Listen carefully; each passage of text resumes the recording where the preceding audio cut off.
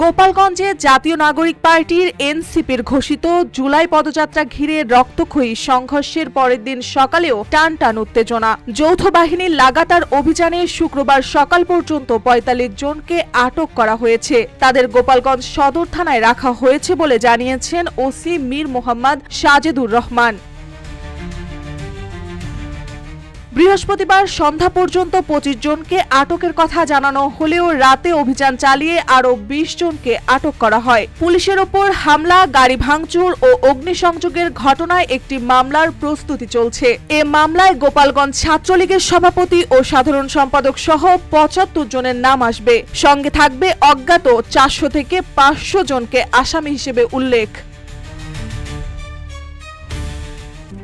RICL TMX, যুগের পর যুগ স্থাপনা থাকে মজবুত। ৫ জনের মৃত্যু, অর্ধশতাধিক আহত, ককটেল বিস্ফোরণ সব মিলিয়ে বড় আকারের সহিংসতা হলেও এখনো কোনো মামলা হয়নি নিহতদের নিয়ে। আটককৃতদেরও এখনো আদালতে তোলা হয়নি। ওসি জানান, বিষয়গুলো নিয়ে ঊর্ধ্বতনদের সঙ্গে আলোচনা চলছে। দ্রুতই আইনি প্রক্রিয়া শুরু হবে। প্রত্যক্ষদর্শীরা জানিয়েছেন, পদযাত্রার দিন শহরের বিভিন্ন স্থানে ছাত্রলীগ ও আওয়ামী লীগের নেতাকর্মীরা প্রকাশ্য হামলায় অংশ নেন। আইন শৃঙ্খলা রক্ষাকারী বাহিনীর সঙ্গে সংঘর্ষে প্রাণ হারান ৫ জন, আহত হন অন্তত ৫০ জন, যাদের মধ্যে ৮ জন গুলিবিদ্ধ। শহর জুড়ে ছিল ককটেল বিস্ফোরণ, আগুন আর আতঙ্ক।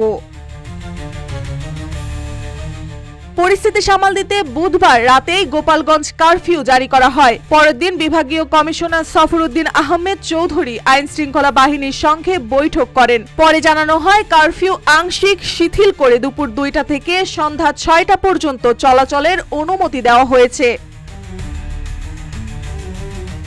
একদিনের পদযাত্রা ঘিরে শহরে যে রক্তপাত ঘটেছে তার দায় কার, এ প্রশ্নে এখন উত্তাল জনমত। ছাত্রলীগ নেতাদের নাম সরাসরি আসলেও বিচার কিংবা গ্রেফতারের গতি চোখে পড়ছে না। আইন শৃঙ্খলা পরিস্থিতি নিয়ন্ত্রণে আনতে কারফিউ কার্যকর হলেও গোপালগঞ্জে আতঙ্ক এখনো পুরোপুরি কাটেনি।